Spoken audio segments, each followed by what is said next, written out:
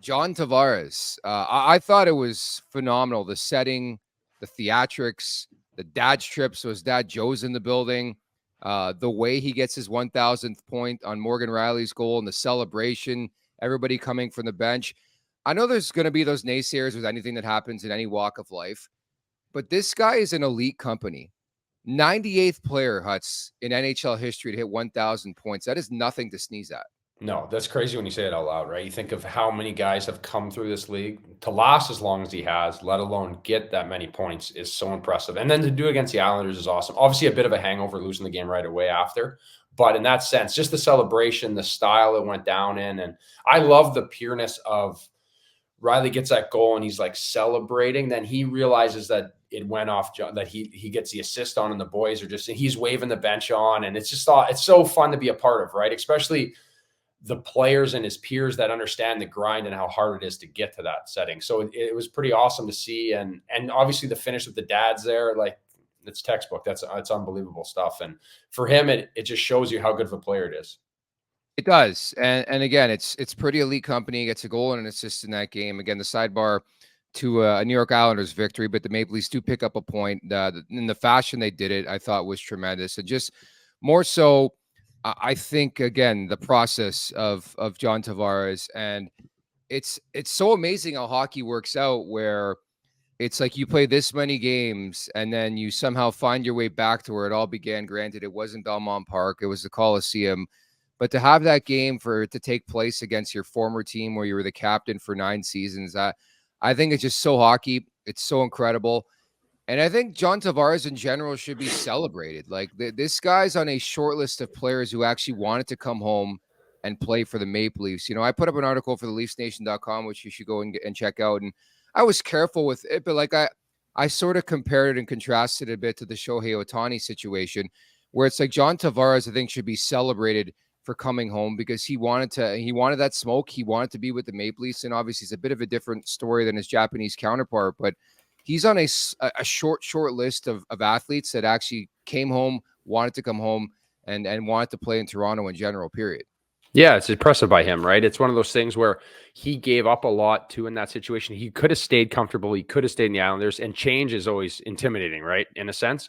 So I think for him, it's funny when he gets booed, and he was good for the Islanders too. It's not like he was like this. I feel like the Blue Jays are going to boo Ohtani anyway, right? And he didn't even play there, where John Tavares gave a lot to that organization, helped them win a playoff series. You know, he scores a big overtime goal. There's different things that he did for that organization, which is amazing. And he was a good person the whole time. Like, and then they knock him. But I always take a step back and you look at that fan base. That is a rough fan base to begin with, right? It's like you have some blue collar New York people who don't give a shit about anybody, right? So it was just that. I think if he played those years instead of the Islanders, he played in a different market, he might have a better response when he comes home, right? So it is frustrating, but it's one of those things that he is one hell of a player, and it's the Leafs are lucky that he did want to come home. Do you take offense to them still booing John Tavares on Long Island? Like, I know that was a big topic of conversation on social media during the game, after the game. He was booed when they announced his milestone. He was booed when they scored the goal. I'm probably in the minority on this one, which I usually am. But if you pay the money, do what you want. You know, aside from like doing the crazy, we're throwing stuff on the ice, like that type of stuff. But booing, I don't think is an issue to me. You find it in every landscape. Yeah, it is what it is. And again, like you're a professional athlete, you're paid this is what we signed up for, right? In that sense. But I also think there's probably a lot of people that love John Tavares on the island, right?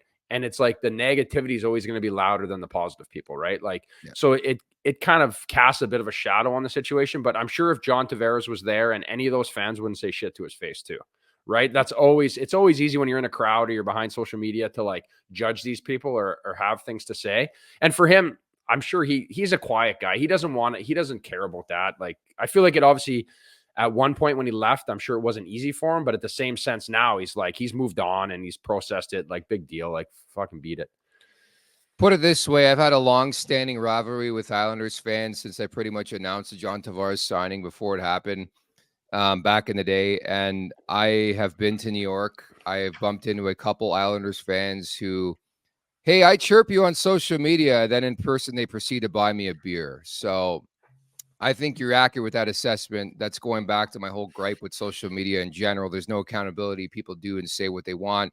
There's no repercussions anymore. And it's a whole other story. But I tend to agree with you. And I think there's a bit of a misconception, first and foremost in this market in Toronto, why Islanders fans are mad. They don't hate the Leafs. They hate John Tavares because of the process that got to the decision where all year long, he's like, I'm staying. I want to be an Islander. They could have traded him at the deadline. He said no. That's why they're pissed, because they got nothing for the guy. And I think, unfortunately, when you're not reading the market closely in Toronto, you lose sight of that. So Leafs fans think they hate JT. They hate JT like that. They hate Toronto. It's a bit of that, but it's mostly about the way JT handled that whole situation on Long Island is why it's producing that type of backlash like 6 years into it, Yeah. And that's one thing that's always tough with these situations is you never know exactly what went down behind the scenes. What was he going through? What was the process like? Obviously, looking back on it, the Islanders would have loved to deal him and get a bunch of picks and get stuff for him, but it went down the way it did. And it's the power to the player, right? I think that's always one of those things that hockey is scarred by, because all these guys are always like cookie cutter, like this is, you treat the team right. Now this newer generation of guys, you see Matthews and you see like these guys are going to do what's best for them, right? We're that old school, like, oh, I'm going to do it for them. I'm going to take, I'm going to take less money. I'm going to take that. This new age players like whatever. So it starts to change that mindset. Even Suter, when he left Nashville, he gets booed every time he touches the puck. He did the same thing, but like, you got to go where the money is too, right? Who knows what they're offering? Maybe they wanted a hometown discount. Like, but the behind the scenes is always changes it, right? Like John Tavares, what the hell does he care?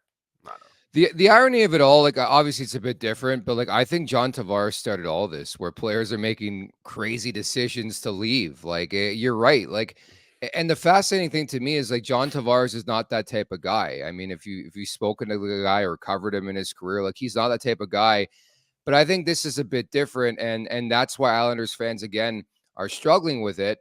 They can't come to grips with the fact that the guy wanted to come home, but it's not about that. I really do feel, and you read articles and talk to people there, it's more about the process and how it went down. Like, it could have been handled a different way in their viewpoint, and that's why they're raining down with the booze. And it is what it is. Like, I'm not going to lose sleep over that. I mean, I think in general, if you were to ask John Tavares, would he make that decision again? He would say yes. Like, I truly feel like he has lived up to expectation in Toronto. I think he's perfect for this market. I think wearing that C is perfect for that guy. Nothing phases him. He doesn't get too high. He doesn't get too low. Yeah, he's definitely a leader, right? You see the way he handles himself. He's been exposed to so many things, right? He's got 1,000 points in the NHL. That's actually crazy when you think about it, what he's done consistently, time in, time out. And he's made guys players too.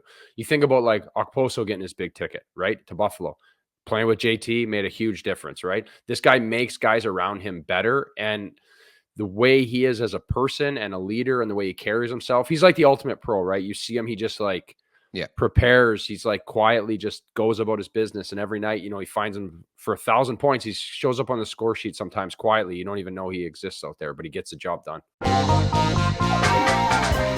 Make sure to check out more of our content right here on the Leafs Nation YouTube page. We got long form interviews, we got clips, we got epic rants by Jay Rosa. We simply have it all. And don't forget, you can find out much more at theleafsnation.com. Thanks so much for watching.